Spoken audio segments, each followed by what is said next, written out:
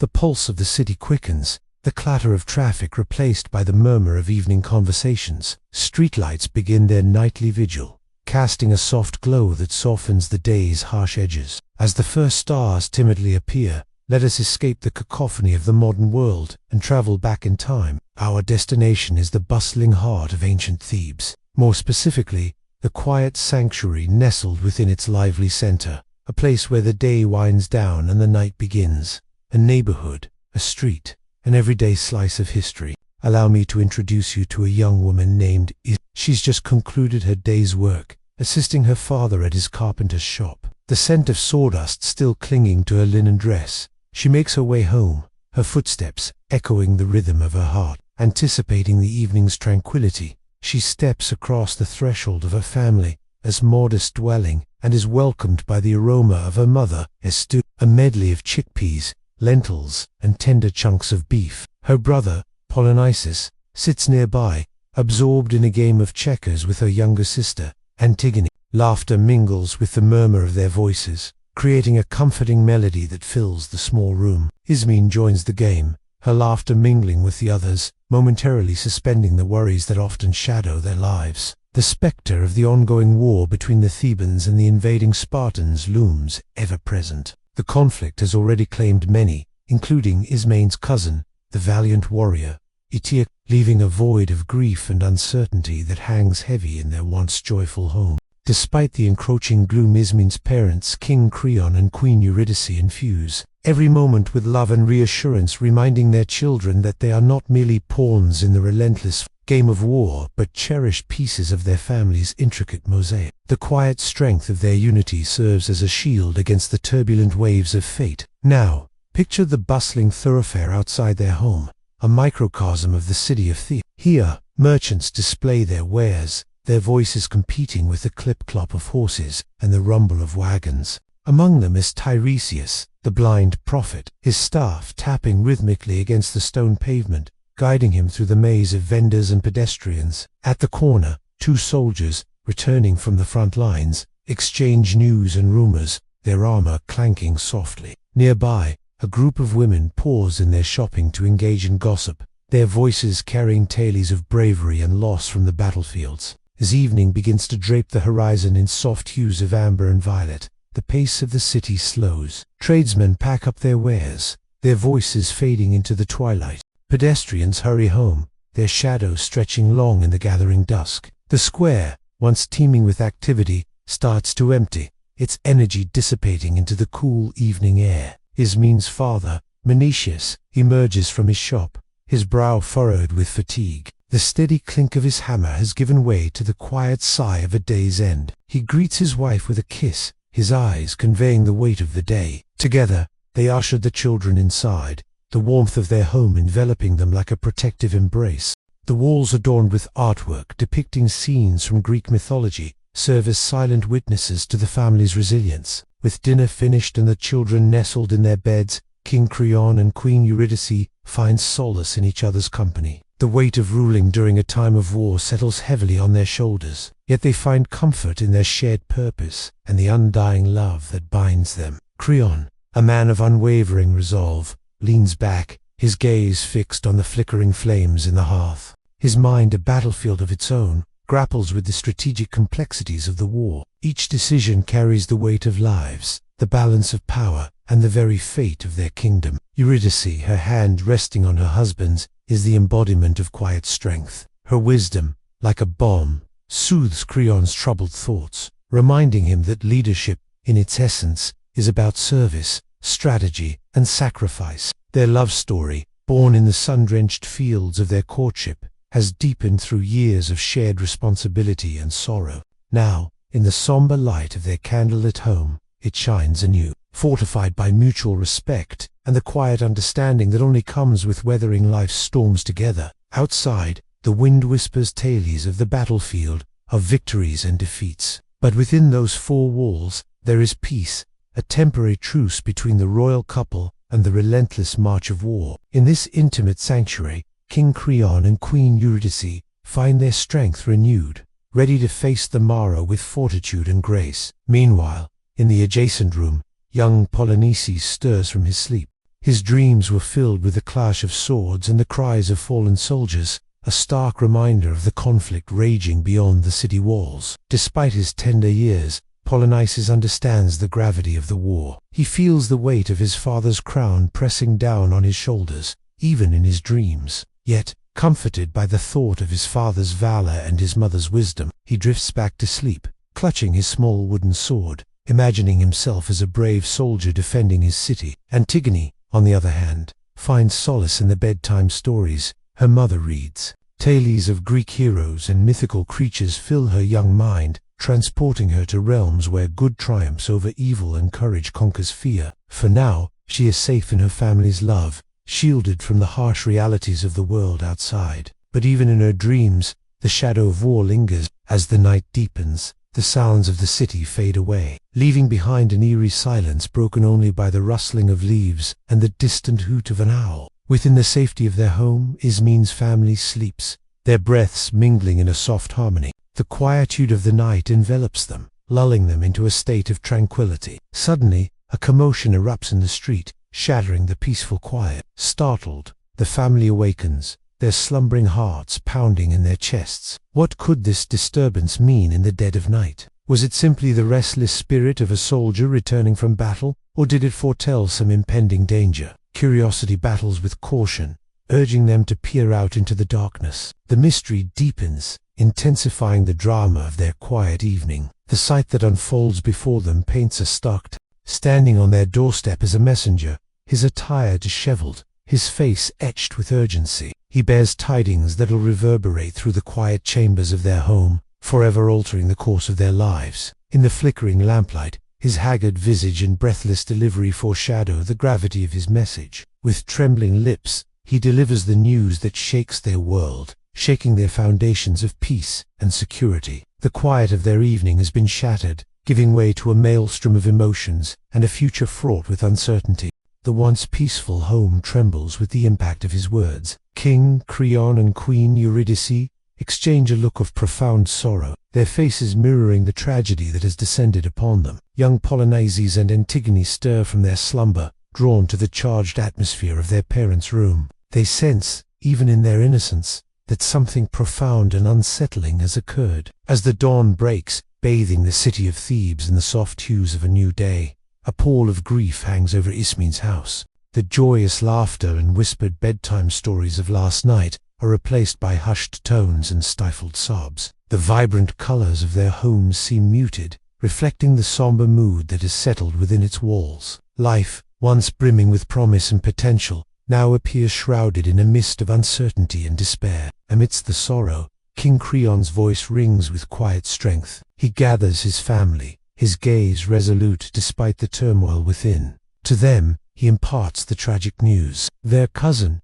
Eteocles, who went off to battle as a hero, has met his demise on the battlefield. The revelation strikes like a physical blow, stealing their breath and clouding their vision. The weight of Eteocles' absence presses heavily upon them, amplifying their fears for the future. Now, take a moment to visualize the city of Thebes stirring back to life, the sounds of mourning echoing through the once lively streets. People from all walks of life come together, united in their grief. Merchants lower their wares, their voices hushed, their vibrant colors seeming dull in the face of such profound sorrow. Soldiers, hardened by the rigors of war, stand with heads bowed, their armor momentarily forgotten. Even the blind prophet Tiresias pauses in his journey, his staff tapping slowly on the ground as he offers a prayer for the fallen hero. The entire city seems to hold its breath, sharing in the profound sense of loss that permeates the air. Ismene, clutching her parents' hands, draws strength from their presence. She feels the weight of her lost cousin's absence acutely,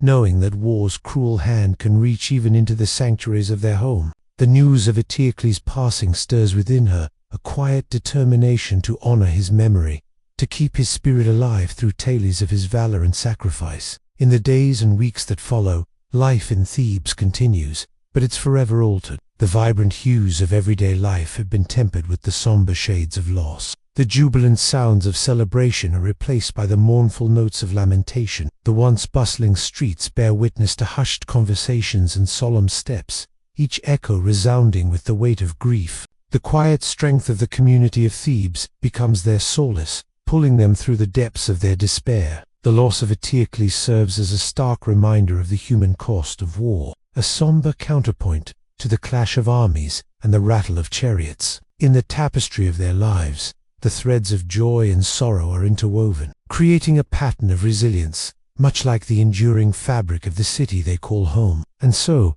the saga of the house unfolds, not just as a chronicle of one family's trials, but as a reflection of the broader human experience. It's a testament to the power of love and family bonds, the inevitability of loss, and the quiet strength that sustains us in the face of adversity. As the story of Ismin's house continues to unfold, one thing becomes clear: the quiet strength found in the ordinary moments of life is what truly allows civilizations to endure, families to thrive, and the human spirit to persevere. You're watching this channel. Join me today as we continue our series exploring the lives of ordinary people who lived thousands of years ago. Imagine a day in the life of a scribe living in ancient Egypt. You wake up before sunrise, ready to start your day. Your house is made of mud brick and consists of one main room and several small ones for your family. You live here with your wife and children. After greeting your family, you make your way to the temple where you work as a scribe. Your job is to record important information and perform administrative duties for the temple, perhaps recording offerings or tracking the temple's assets. As a scribe, you are well educated and capable of reading and writing hieroglyphics. You wear a traditional white dress and a red crown, symbolizing your role in society. In ancient Egypt, scribes were highly respected and considered a vital part of keeping society functioning. Their ability to read and write hieroglyphics made them indispensable to the temples, palaces, and government offices where they worked. They recorded important events,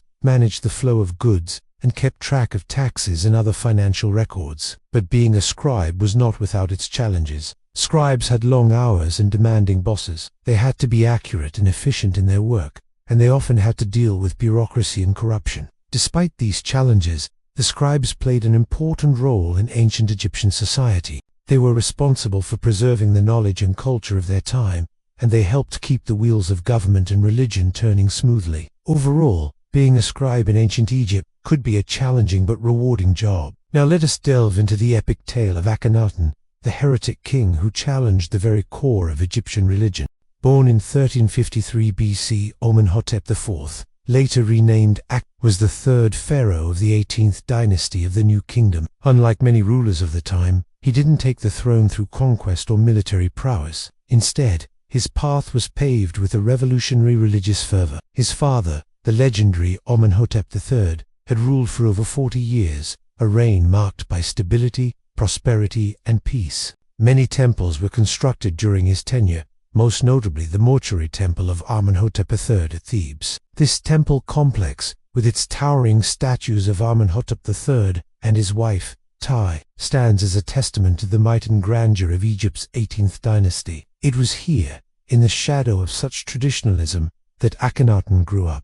Little is known about his early life, making his sudden emergence as a radical reformer all the more intriguing. When he ascended to the throne, he took on the name Amenhotep IV, reflecting his early reverence for the traditional gods. However, this reverence was about to undergo a seismic shift. In the second year of his reign, he inaugurated a new religious revolution. No longer content with the traditional polytheistic beliefs of Egypt, he proclaimed Aton, the sun disk, as the one true god. This radical move set him on a collision course with the Amen priesthood, a powerful institution deeply entrenched in Egyptian society. At first, it seems that Akhenaten tried to accommodate both Aten and Amen, building a temple to the latter near his palace at Thebes. However, this attempted coexistence soon gave way to an uncompromising monotheism. By his 5th year, Akhenaten had broken away completely from the old ways, declaring the priests of Amen unfit to serve the true God. With this declaration, the religious battle lines were drawn, setting pharaoh against priests, tradition against revolution. But Akhenaten's religious reforms were not confined to abstract theological debates. They had profound practical implications. He ordered the construction of a new capital city, Akhetaten, now known as Ammon, which would serve as the religious and political center of his new Egypt. The city was designed to be an open-air sanctuary dedicated to Aton, with grand avenues radiating from a central axis, and no temple walls to obstruct the sun's rays. This urban experiment was as radical as his religious doctrines, a physical manifestation of his break from the past. But Akhenaten's most dramatic act was perhaps his change of name. He shared his traditional royal name, Amenhotep, and took on a new one, Akhenaten, meaning effective for a time. This name change was more than a personal rebranding. It was a public declaration of allegiance, a rejection of his former self, and an embrace of his new divinity. This transformation was mirrored by a dramatic shift in art and iconography. The traditional Egyptian style of art, with its rigid poses and symbolic imagery, was replaced by a more naturalistic and expressive style. Akhenaten's own image underwent a drastic change, with his traditional regal appearance being supplanted by an effeminate look with almond-shaped eyes, high cheekbones, and a slender physique. These changes in iconography were not merely aesthetic. They symbolized the revolution taking place in Egyptian religion and society. Akhenaten's vision of a pure monotheistic religion devoid of intermediaries like priests had profound implications for Egyptian society. It challenged the very foundations of the social, religious, and political order. However, not everyone accepted this new faith. There was a growing undercurrent of resistance, perhaps best exemplified by the enigmatic figure of Sm, who briefly succeeded Akhenaten and reverted to traditional religion. This suggests that Akhenaten's reforms were not universally embraced, and that traditionalist forces were active even during his reign. Akhenaten's successors, notably Tutankhamun, reversed many of his policies, restoring traditional religion and reintegrating Egypt into its broader cultural context. This reversal is evident in the young pharaoh's name change from living image of Aten to Tutankhamun, living image of Amen. It indicates a conscious effort to undo the legacy of Akhenaten's religious revolution. Despite its ultimate failure, Akhenaten's religious revolution left an indelible mark on Egypt. It challenged the traditional religious landscape, paving the way for new ideas and beliefs to take root. Furthermore, Akhenaten's radical reforms highlight the complexities of ancient Egyptian religion, demonstrating that it was not static but evolved and adapted over time. The story of Akhenaten reminds us that even the most entrenched traditions can be challenged, and that even the mightiest empires can be undone by the relentless march of time. He may have failed in his lifetime, but his legacy lived on, shaping the religious and cultural contours of Egypt for generations to come. I recently got back from a trip to Egypt, where I visited Luxor and spent time exploring the Valley of the Kings and other important archaeological sites. And while there, I couldn't help but wonder about the lives of those who made it possible for us to visit these incredible places today. From the dramatic, sweeping reforms of a pharaoh, let us now journey to a far more intimate and grounded place, a silent testament to the ordinary, often unheralded lives that sustained the grandeur of ancient Egypt. Imagine a small, enclosed village, nestled in a desolate valley on the west bank of the Nile, far from the bustling cities and the grand temples. This is Deir el-Medina, a site that offers an unparalleled glimpse into the daily existence of the men who built the pharaoh's eternal resting places, and the families who supported them. For centuries, from around 1550 to 1070 BCE, during the New Kingdom, Deir el-Medina was home to the workmen of the royal necropolis, the artisans and laborers responsible for carving, decorating, and provisioning the elaborate tombs in the Valley of the Kings and the Valley of the Queens. Unlike the vast majority of Egyptians, whose lives are largely inferred from broader archaeological evidence, the inhabitants of Deir el-Medina left behind an astonishing wealth of personal documents. They were literate, or at least many of them were, and they recorded the minutiae of their lives on a stroka, flakes of limestone or pottery shards, providing an intimate, almost conversational window into their world. Picture the village itself, a tightly packed cluster of mud brick houses, arranged along a narrow street, enclosed by a perimeter wall. The houses were modest but functional, often consisting of a few rooms, a main living area with a raised platform for sleeping, a kitchen at the back with a bread oven, and perhaps a small cellar for storage. The air would have carried the smell of baking bread, the faint scent of wood smoke, and the dry, dusty aroma of the desert. Life was lived closely, side by side, within this contained community. The routine of these specialized workers was remarkably structured. They worked an 80-day week, followed by 2 days of rest. During their workdays, they would trek from the village, across the rugged desert landscape to the construction sites in the Valley of the Kings. Imagine the early morning exodus, the men walking in the cool dawn air, carrying their tools, chisels, mallets, lamps for the dark tomb pass. The journey itself, through the silent, stark wadi, would have been a daily ritual, a quiet transition from domesticity to the sacred, painstaking work of eternity. Inside the tombs, the work was arduous. The air would be thick with dust from the carving of the sandstone, the scent of the oils used in the lamps, and the quiet sounds of tools chipping away at stone. Scribes would measure and mark, draftsmen would sketch out the elaborate scenes, and the sculptors and painters would follow, transforming bare rock into vibrant narratives of the afterlife. Imagine the concentration required, the precision demanded, to create the intricate hieroglyphs and colorful frescoes that still astonish us today. Life at the worksite was not without its challenges. The heat, even within the tombs, could be stifling. Accidents, though rarely detailed, were an ever-present risk in a physically demanding profession. And despite the specialized nature of their work, these were still ordinary people with ordinary concerns. The Astroka reveal everything from detailed work rosters and payment records to complaints about working conditions.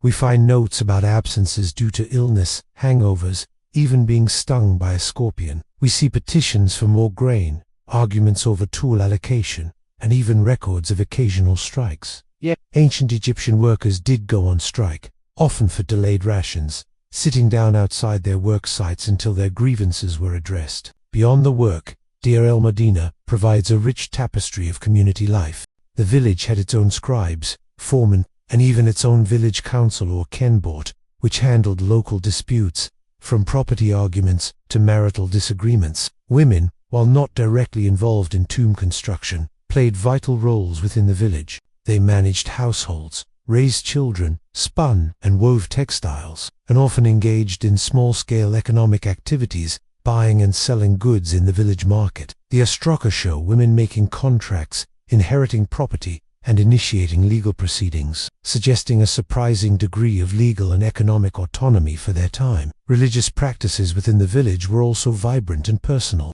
While the grand state cults existed, the villagers also worshipped a multitude of local deities and deified small shrines dotted the landscape around the village, and personal piety was deeply engaged. They sought guidance through oracles, offered prayers for health and prosperity, and meticulously prepared for their own afterlives, even constructing modest, beautifully decorated tombs for themselves in a necropolis near the village. These private tombs, though far smaller than those of the pharaohs, often show the same artistic skill and devotion that the workmen applied to royal commissions, a poignant expression of their own beliefs and aspirations. The picture that emerges from Deir el-Medina is one of remarkable stability, resilience, and a quiet sense of identity. Despite their arduous labor and isolated existence, these people maintained a complex social structure, a rich personal life, and a strong spiritual connection to their world. The thousands of mundane notes, shopping lists, love letters, and legal documents left behind offer an intimate echo of their voices, reminding us that ancient Egypt was not just a realm of kings and gods, but also of ordinary men and women living out their days, pursuing their hopes and quietly leaving their indelible mark on history one ostracon at a time. The quiet hum of their lives, their daily efforts, their occasional joys and sorrows still resonates through the dry desert air, long after their tools have fallen silent. If you found this video interesting, you might also enjoy another recent video we put out about the discovery of an ancient Egyptian tomb with stunningly preserved mummy cases inside. The Nile River winds through Egypt like a celestial ribbon, carrying life-giving waters that have sustained civilizations for millennia. Its banks have witnessed the rise and fall of empires, the ebb and flow of cultures, and along its banks have stood the pharaohs, the divine rulers of ancient Egypt. Their palaces, grand testaments to power, were not merely residences, but fortresses of luxury and symbols of authority. They tell us about the pharaoh's life, right? Well, yes, but only partially. You see, to truly understand what life was like for the pharaohs, we must delve deeper, not just into their magnificent palaces, but into the very core of their existence, exploring the essence of their being, the choices they made, the challenges they faced, and the legacy they left behind. Join me today as we peel back the layers of history and uncover the multifaceted nature of the pharaohs' lives. Now, picture yourself standing before the imposing gates of a pharaoh's palace, perhaps at Memphis, Thebes, or Achaemenum, each location adding its unique flavor to royal life. As you enter, you are immediately struck by the sheer scale of the complex. Within its protective walls is a microcosm of society, a self-sufficient city housing not just the pharaoh and his family, but officials, servants, artisans, laborers, and even entire communities brought in from across Egypt to cater to the needs of the royal court. The palace itself is a labyrinth of courtyards, reception halls, administrative offices, gardens, and residential quarters.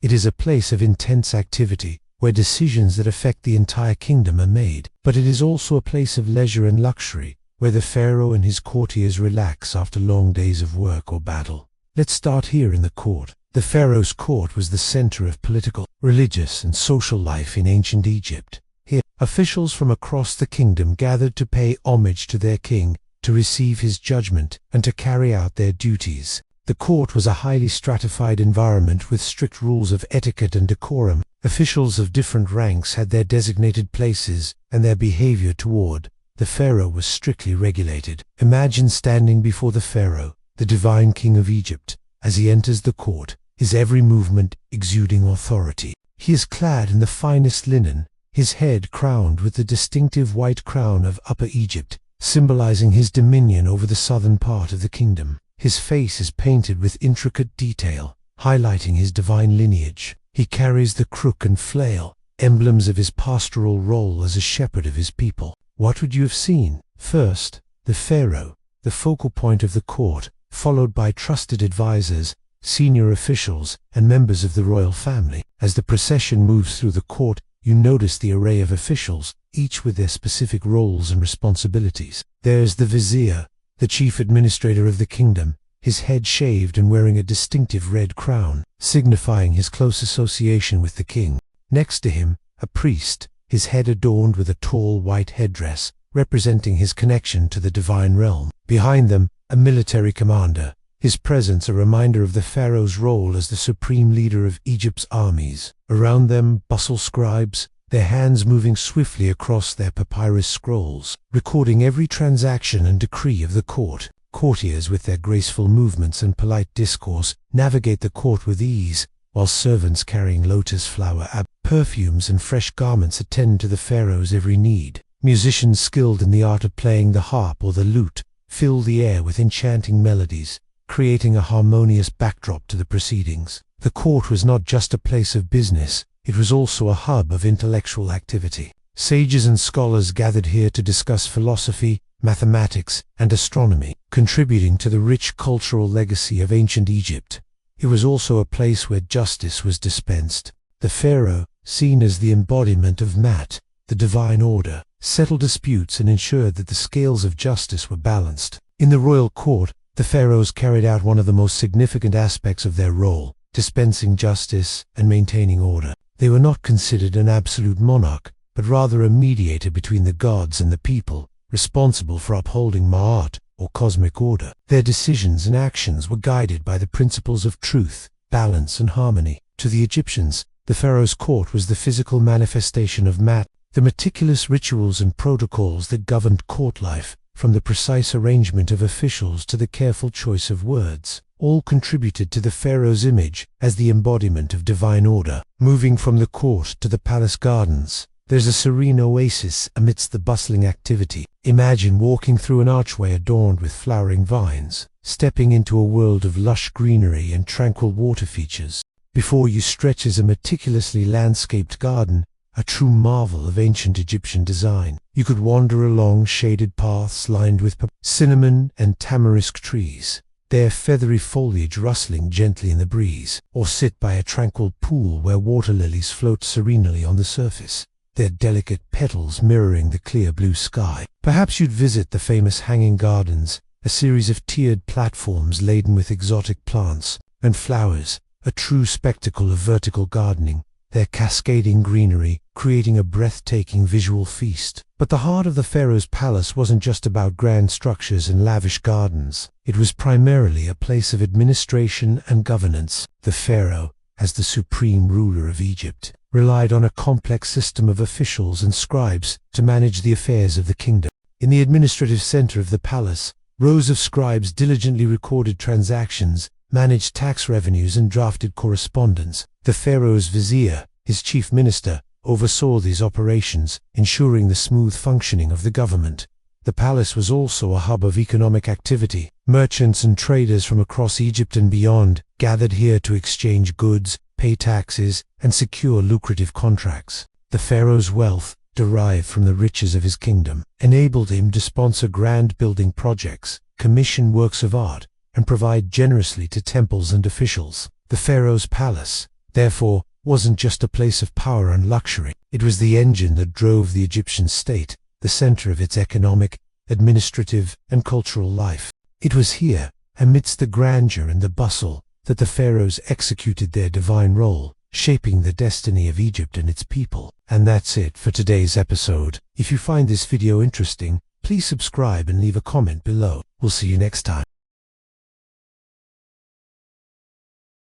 Here's one of my favorite quotes about travel. Travel is fatal to prejudice, bigotry, narrow-mindedness, and all forms of ignorance. And that quote has always rang true for me. There is just something special about wandering through historical sites like the Valley of the Kings or Karnak Temple or Abu Simbel that fills you with a sense of wonder and humility. It's a chance to connect with history on a very personal level, to stand in the shadow of those who came before us, and to appreciate the richness and diversity of human culture. In my travels through Egypt, I found myself reflecting deeply on the people who lived here thousands of years ago. Who were they? What did they believe in? How did they live their everyday lives? Through their stories, we can gain a deeper understanding of ourselves and our place in the world. It's a humbling experience to realize that the ancient Egyptians were once ordinary people just like us, with hopes and dreams and fears and ambitions. They had families and friends. They laughed and cried. They celebrated and mourned. They loved and lost. They were human beings trying to make sense of the world around them. I found that the story of Akhenaten is particularly fascinating. He was a pharaoh who lived in an era known as the New Kingdom, which lasted from around 1543 to 1292 BC. But unlike his predecessors, Akhenaten was a radical thinker who challenged the status quo and changed the course of Egyptian history forever. His reign marked a departure from the traditional religion of Egypt, which had been polytheistic, meaning that it had many gods. Akhenaten decided to worship only one god, the sun, and he made it the state religion. This was a huge deal, because it meant that everyone in Egypt, from the pharaoh to the peasants, had to follow the same religion. It also meant that there was only one true way to get to the afterlife, which was by worshipping the sun god Aten. Now, you might be thinking, okay, big deal, right? But this was actually a huge change for Egypt.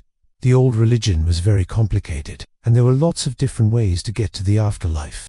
But Akhenaten simplified everything and made it much easier for people to follow. He also built a new capital city called Amarna and made it the center of the universe. He moved the government there and built huge temples to the sun god, Aton. He even changed the names of the months and days of the week to match the Egyptian gods. But why would he do such a thing? Well, Akhenaten was a visionary leader who wanted to unite his people under one god. He believed that the sun god Aten was the one true god and that everyone should worship him. He also wanted to simplify the religion so that it was easier for people to understand and follow. You see, before Akhenaten, the Egyptian religion was very complex, and there were all kinds of different gods and goddesses to worship. There were over 2,000 gods in the Egyptian pantheon, and it could be very confusing for people to figure out ones to worship. But Akhenaten came along and said, wait a minute, there's only one god and his name is Aten. And then he started telling everyone to worship only Aten and forget about all the other gods. Now, you might think that this would have been easy for people to follow, but it wasn't. A lot of people were very attached to their old gods, and they didn't want to give them up. Also, the priests who used to make money by helping people worship the old gods weren't too happy about this change either. But Akhenaten was a very persuasive guy, and he was able to convince a lot of people to follow his new religion. But wait, there's more. Akhenaten also did something else that was totally crazy. He moved his capital city from Thebes to Amarna. Now, you might think, big deal, right? But back in those days, moving your capital city was a huge deal. It meant packing up everything and moving to a new place, setting up a new government, building new temples and palaces, and Akhenaten decided to do it all for the love of the sun god Aten. It was during Akhenaten's reign, Egypt became a monotheistic society. Before him, Egyptians had believed in a pantheon of gods, but he introduced the concept of one true God. While this revolutionized religious thought in Egypt, it didn't sit well with everyone, especially the powerful priesthood associated with Amen, the previous chief deity. This group felt threatened as their influence and power were waning due to Akhenaten's reforms. Akhenaten's religious revolution led to a significant shift in art and architecture as well. Instead of depicting gods in human form, as was the traditional practice, artists now showed the sun god Aten as a disk with rays, sometimes with a human head at its center. Pharaoh Akhenaten himself was portrayed in a unique style, emphasizing his thin and slender physique, which some historians believe may have been due to his advanced stage of tuberculosis. This departure from traditional artistic norms was quite striking and served as a visual representation of the new religious order. While Akhenaten's religious changes were a major part of his legacy, his foreign policy was equally noteworthy. During his reign, Egypt experienced a period of unprecedented peace and stability, allowing Akhenaten to pursue diplomatic missions to distant lands. He sent missions to Syria, Palestine, and Asia Minor, establishing connections with other cultures. In a remarkable display of religious tolerance, he permitted a Jewish colony to exist within Egypt, marking a significant moment in the history of religious freedom. Despite Akhenaten's many accomplishments, his reign was not without its challenges. Towards the end of his life, he faced opposition from the traditionalist members of the royal family who sought to restore the old religion and traditions. As the pharaoh's health declined, Egypt descended into chaos and civil war. After Akhenaten's death, his successors struggled to reassert their authority and restore order to the kingdom. Though Akhenaten's reign marked a pivotal point in Egyptian history, his successors, including Smenkhare, faced considerable difficulties in the aftermath of his radical reforms. The return to traditional religion and the abandonment of Atenism created a sense of instability. Political factions aligned themselves with various cults, leading to internal conflicts and power struggles. The reign of Tutankhamun, who ascended to the throne at the young age of 9 or 10, exemplified this turbulent period. Despite efforts to restore stability, Egypt's social, economic and political structures remained disrupted throughout the late 18th dynasty, underscoring the profound impact of Akhenaten's revolutionary rule. He was a visionary leader who dared to challenge the status quo and introduce radical changes to Egyptian society. His religious reforms, while controversial, left a lasting impact on the religious landscape of Egypt. His emphasis on the worship of one god paved the way for the development of monotheism in later religions. Foreign policy and trade flourished under his reign, fostering cultural exchange and religious tolerance. He promoted peace and established diplomatic ties with neighboring nations, creating an atmosphere of stability and cooperation. Moreover, Akhenaten's unique artistic patronage and architectural innovations reflected his progressive mindset and challenged conventional artistic norms. His legacy as a patron of the arts encouraged the exploration of new artistic styles and themes, leaving a rich artistic heritage for future generations. Furthermore, Akhenaten's decision to establish a new capital city, Amarna, symbolized his desire to break away from tradition and embrace change. His efforts to transform Amarna into a center of culture and religion represented a bold experiment in urban planning and societal organization. The story of Akhenaten and Nefertiti is a captivating tale of love, power, and ambition. From their rise to prominence to their controversial reign and ultimate fates, their lives continue to fascinate historians and the public alike. Let us know what you think about Akhenaten in the comments. And if you enjoyed this episode, please consider subscribing and joining our community. Your support means the world to us. Thanks for joining us on this journey through history. And remember, the past is never truly gone. It's always with us. Until next time, keep exploring, keep asking questions, and keep discovering the wonders of our shared human history.